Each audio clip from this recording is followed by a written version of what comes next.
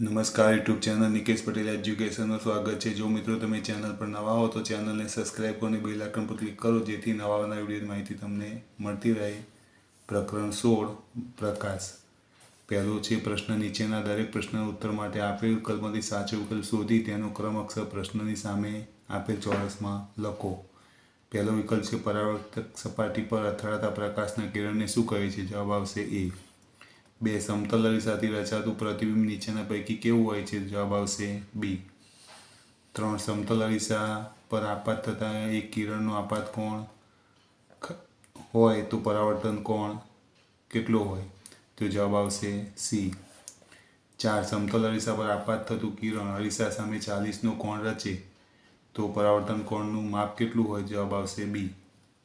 5 સમતલ અરીસા સામે નીચેનામાંથી કયો અક્ષર રાખતા એનો એજ વંચાય? તો જવાબ આવશે સી। 6 સમતલ અરીસાની સામે 40 સેન્ટીમીટર અંતરે મૂકેલી વસ્તુ અને તેના પ્રતિબિંબ વચ્ચે કેટલું અંતર હોય? જવાબ આવશે ડી। 7 સમતલ અરીસાની સામે 20 સેમી અંતરે મૂકેલી વસ્તુનું પ્રતિબિંબ અરીસાની પાછળ અરીસાથી કેટલા અંતરે મળે? જવાબ આવશે એ। 8 એકબીજાની સાથે 60 અંશનો કોણ બનાવે તેથી ગોઠવેલા બે અરીસા વચ્ચે કોઈ વસ્તુ મૂકતા તેના કેટલા પ્રતિબિંબ જોવા મળે? જવાબ આવશે ડી।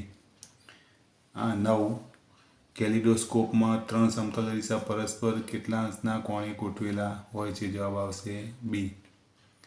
10 આંખની આગળના પારદર્શક ભાગને શું કહે છે? જવાબ આવશે એ। 11 માનવ આંખનો રંગ શાને આભારી છે? જવાબ આવશે બી। 12મો વિકલ્પ છે આંખમાં પ્રવેશતા પ્રકાશના પ્રમાણનું નિયંત્રણ કોણ કરે છે? જવાબ આવશે સી। 13 આંખના લેન્સની કેન્દ્ર લંબાઈમાં ફેરફાર કોના દ્વારા થાય છે? જવાબ આવશે ડી। 14 નિશાચર પક્ષી ખાલિયા કયું છે? તો જવાબ આવશે બી। 15 આપણી આંખમાં પ્રકાશ શાની મારફતે દાખલ થાય છે? જવાબ આવશે એ। 16 માનવ આંખમાં સળીકોષ અને શંકુકોષના સંદર્ભે કયું વિધાન સાચું છે? તો જવાબ આવશે બી। 17 રેટિના પર બનેલા પ્રતિબિંબની છાપની અસર વસ્તુ ખસેડી દીધા પછી પણ કેટલા સમય સુધી ચાલુ રહે છે? જવાબ આવશે એ। 18 દરિયાના પાણીની અંદર રહેલી સબમરીનમાં દરિયાની સપાટી પર તરતી સ્ટીમરને જોવા કયું સાધન વપરાય છે? તો જવાબ આવશે બી। 19 આંખની ખામી માટે આહારમાં કયા વિટામિનની ઉણપ જવાબદાર છે? જવાબ આવશે બી। 20 સૂર્યપ્રકાશનું 7 રંગમાં છૂટા પડવાની ઘટનાને શું કહે છે? જવાબ આવશે સી। પ્રશ્ન 2 ખાલીયા પૂરો। પહેલી ખાલીયા છે ખરબચડી સપાટી પરથી થતા પ્રકાશના કિરણોના પરાવર્તનને ખાલીયા પરાવર્તન કહે છે તો વિખરાયેલું અથવા અનિયમિત। 2 જે વસ્તુ પ્રકાશ ઉત્સર્જિત કરે છે તેને ખાલીયા વસ્તુ કહે છે? જવાબ આવશે સ્વયં પ્રકાશિત। 3 જ્યારે તમે ઝાંખા પ્રકાશને જુઓ છો ત્યારે કીકીનું કદ ખાલીયા છે તો વધે। 4 નિશાચરોને સળીકોષ કરતાં શંકુકોષો ખાલીયા હોય છે તો ઓછા। 5 કીકીને નાની મોટી કરવાનું કાર્ય ખાલીયા દ્વારા થાય છે તો આઇરિસ। 6 ચેતાકોષો પૈકી ખાલીયા કોષો રંગ પારખે છે? જવાબ આવશે શંકુ। 7 બ્રેઇલ લિપિમાં ખાલીયા ટપકાની તરાઓ હોય છે તો 63। 8 આપણી આંખને તંદુરસ્ત રાખવા માટે આહારમાં વિપુલ પ્રમાણમાં વિટામિન ખાલીયા ધરાવતા ખોરાકના ઘટકો લેવા જોઈએ? જવાબ આવશે એ। પ્રશ્ન 3 નીચેના પ્રશ્નોના માત્ર ઉત્તર લખો। પહેલું છે જો પરાવર્તિત કિરણ આપાત કિરણ સામે 90 અંશનો કોણ બનાવે તો આપાત કોણ કેટલો હોય? જવાબ આવશે 45। 2 એકબીજાને સમાંતર 40 સેન્ટીમીટર અંતરે મૂકેલા બે સમતલ અરીસાઓની વચ્ચે એક મીણબત્તી મૂકતા તેના કેટલા પ્રતિબિંબો મળે? તો અસંખ્ય પ્રતિબિંબો। 3 બે સમતલ અરીસા વચ્ચે 90 અંશનો કોણ હોય તો તેમની વચ્ચે મૂકેલી વસ્તુના કેટલા પ્રતિબિંબ મળે? તો જવાબ આવશે 14। 4 બે સમતલ અરીસા એકબીજા સાથે 120 અંશના કોણે ગોઠવેલા છે તેમની વચ્ચે મૂકેલી વસ્તુના કેટલા પ્રતિબિંબ મળશે? જવાબ આવશે 21। 5 કેલિડોસ્કોપ કયા સિદ્ધાંત પર રચાયેલું પ્રકાશીય ઉપકરણ છે? જવાબ આવશે ગુણક પ્રતિબિંબો। 6 આઇરિસમાં આવેલા નાના દ્વારને શું કહે છે? જવાબ આવશે કીકી। 7 આપણી આંખમાં વસ્તુનું પ્રતિબિંબ ક્યાં રચાય છે? જવાબ આવશે નેત્રપટલ અથવા રેટિન પર। 8 ખામી રહિત આંખ માટે વાંચવા માટેનું લઘુત્તમ અંતર કેટલા સેમી છે? તો જવાબ આવશે 25 સેમી। 9 વિટામિન એની ઉણપથી આંખનો કયો રોગ થવાની સંભાવના છે? જવાબ આવશે રતાંતરપણું. 10. અંધ વ્યક્તિ વાંચી શકે તેવી લિપિ કોણે વિકસાવી? તો જવાબ આવશે લુઈએ.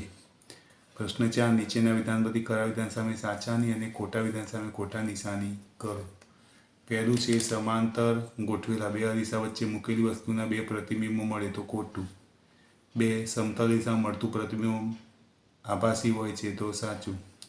3. સમતલ અરીસામાં વસ્તુ અને તેનું પ્રતિબિંબ અરીસાની સરખે અંતરે હોય છે તો સાચું. 4.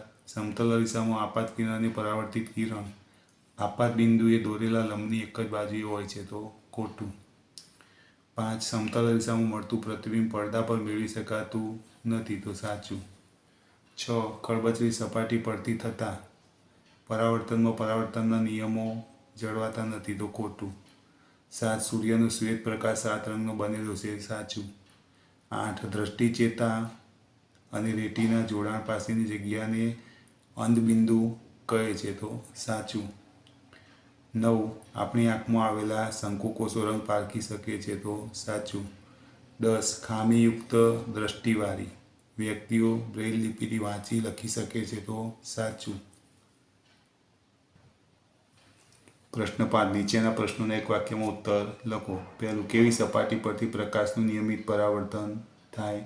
જવાબ છે સમતલ અને ચરકતી સપાટી પરથી પ્રકાશનું નિયમિત પરાવર્તન થાય છે. 2. પ્રકાશનું પરાવર્તન એટલે શું?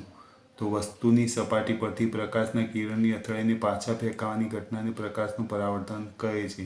3. સમતલ અરીસામાં વસ્તુનું પ્રતિબિંબ કેવું મળે? તો સમતલ અરીસામાં વસ્તુનું પ્રતિબિંબ આભાસી, ચત્તુ અને વસ્તુના કદ જેવડું મળે છે. 4. સમતલ અરીસામાં વસ્તુનું પ્રતિબિંબ ક્યાં મળે છે? તો સમતલ અરીસામાં વસ્તુનું પ્રતિબિંબ અરીસાની પાછળ મળે છે. 5. સમતલ અરીસા પર લંબરૂપે આપાત થતું પ્રકાશનું કિરણ પરાવર્તિત થઈ કઈ તરફ પાછું ફેંકાશે? તો સમતલ અરીસા પર લંબરૂપે આપાત થતું પ્રકાશનું કિરણ પરાવર્તિત થઈ તે જ માર્ગે પાછું ફેંકાશે. 6. કયા પ્રકાશીય ઉપકરણમાં ગુણક પ્રતિબિંબોનો ઉપયોગ કરવામાં આવે છે? તો કેલિડોસ્કોપ ઉપકરણમાં ગુણક પ્રતિબિંબોનો ઉપયોગ કરવામાં આવે છે. 7. પ્રકાશનું વિભાજન એટલે શું? તો સૂર્યપ્રકાશનું તેના રંગોમાં વિભાજિત થવાની ઘટનાને પ્રકાશનું વિભાજન કહે છે. 8. આંખોના લેન્સના ઘૂંઘરા બની જવાને કારણે મોટી ઉંમરે દ્રષ્ટિ ઝાંખી થઈ જાય છે તો આંખની આ પ્રકારની ખામીને શું કહે છે? તો આંખોના લેન્સના ઘૂંઘરા બની જવાને કારણે મોટી ઉંમરે દ્રષ્ટિ ઝાંખી થઈ જાય છે તે ખામીને મોતિયો કહે છે. 9. આપણી આંખમાં સળીકોષનું કાર્ય શું છે? તો આપણી આંખમાં સળીકોષો ઝાંખા પ્રકાશની સંવેદના પારખી શકે છે. 6. નીચેના પ્રશ્નોના ઉત્તર ટૂંકમાં લખો. પહેલું છે પ્રકાશના પરાવર્તનના નિયમો જણાવો. તો એક છે આપાત કોણ અને પરાવર્તન કોણ સમાન હોય છે. 2. આપાત કિરણ આપાત બિંદુએ સપાટીને દોરેલો લંબ અને પરાવર્તિત કિરણ એક જ સમતલમાં હોય છે. 2. મનુષ્ય આંખની આકૃતિમાં નામ નિર્દેશ કરો. તો એ નામ નિર્દેશ કરેલા છે. આ છે સિલિયરી સ્નાયુઓ, આ છે આઇરિસ, આ છે કીકી, આ છે કોર્નિયા, આ છે રેટિના, આ છે લેન્સ અને આ છે દ્રષ્ટિચેતા.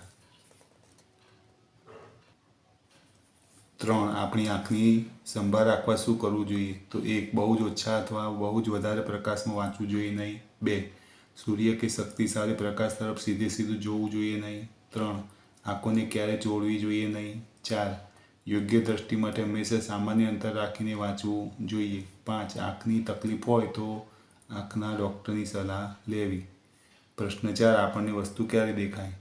તો જવાબ છે વસ્તુ પર પડતા પ્રકાશનું પરાવર્તન થાય છે. પરાવર્તિત થતો પ્રકાશ આપણી આંખમાં પ્રવેશે ત્યારે આપણે વસ્તુને જોઈ શકીએ છીએ. પ્રશ્ન 5. આપાત કિરણ અને પરાવર્તિત કિરણ એટલે શું?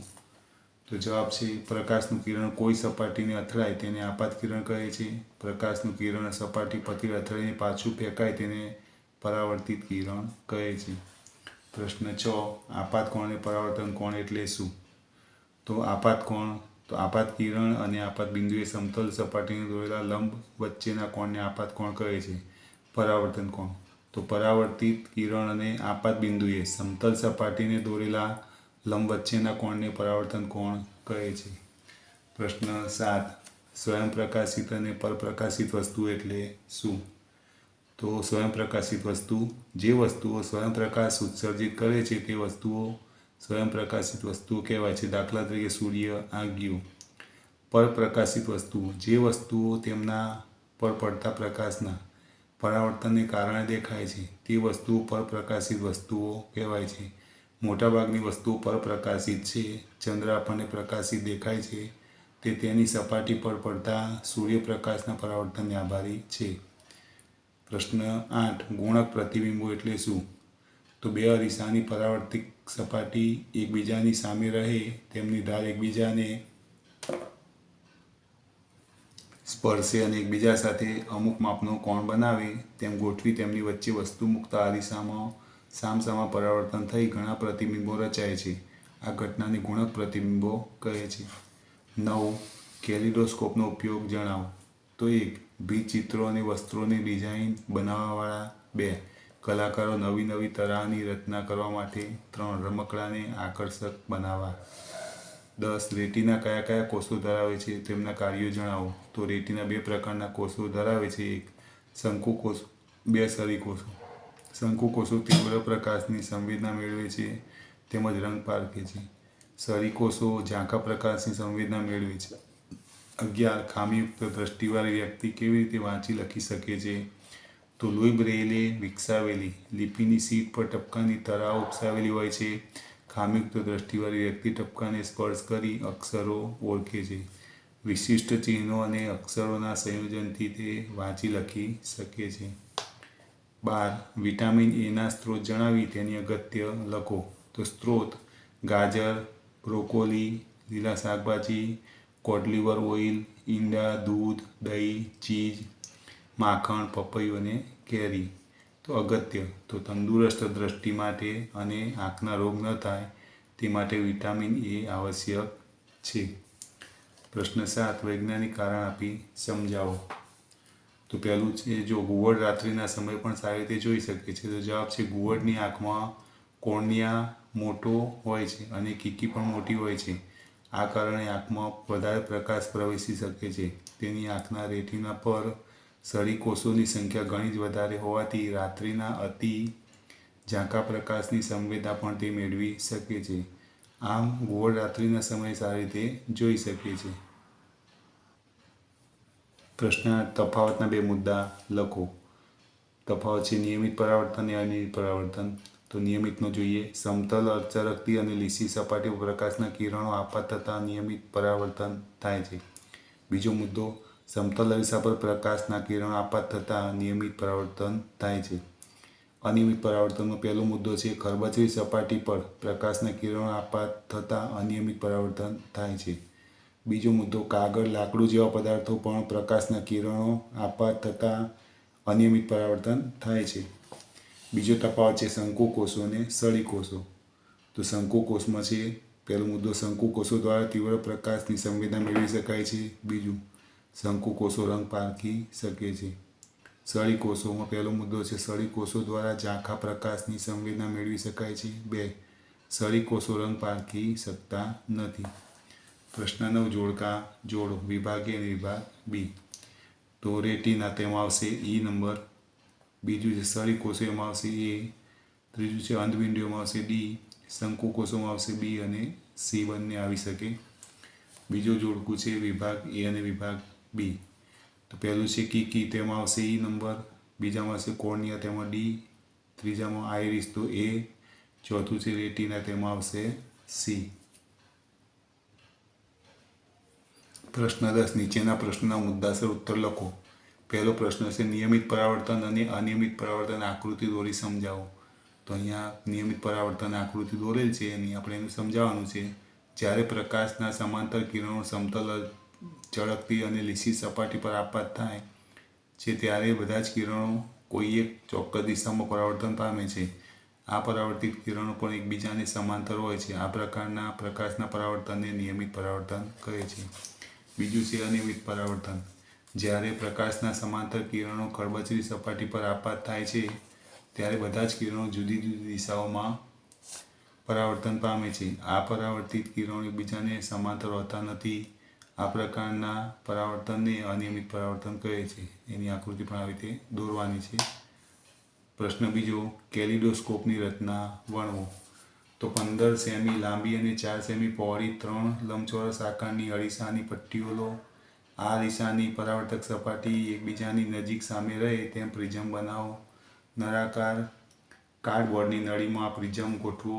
નળીની લંબાઈ અરીસાની પટ્ટીઓની લંબાઈ કરતાં થોડી વધારે લંબાઈની હોવી જોઈએ. નળીના એક છેડાને મધ્યમાં છિદ્ર હોય તેવી કાર્ડની વર્તુળાકાર તકતી વડે બંધ કરો. નળીના બીજા છેડે એક સાદો અને એક દૂધિયો કાચ એકબીજાની થોડા અંતરે રાખો. બંને કાચની વચ્ચે નાના નાના રંગીન કાચના થોડા ટુકડા મૂકો. તમારું કેલિડોસ્કોપ તૈયાર થશે. પ્રવૃત્તિઓ.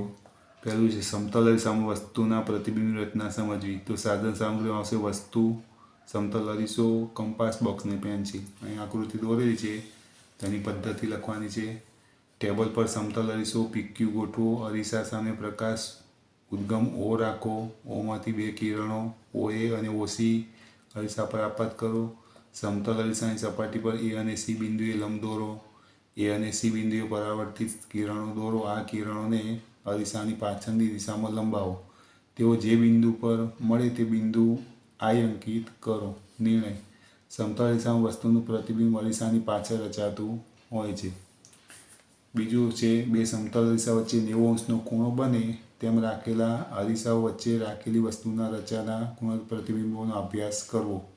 તો અહીં આકૃતિ આપણે બતાવેલી છે. તો પદ્ધતિ લખવાની છે. 2 સમતલ અરીસા લો. તેમની ધાર એકબીજાને સ્પર્શે તે રીતે એકબીજા સાથે 90 અંશનો કોણ બનાવે તેમ ગોઠવો. બંને અરીસાની વચ્ચે કોઈ વસ્તુ મૂકો.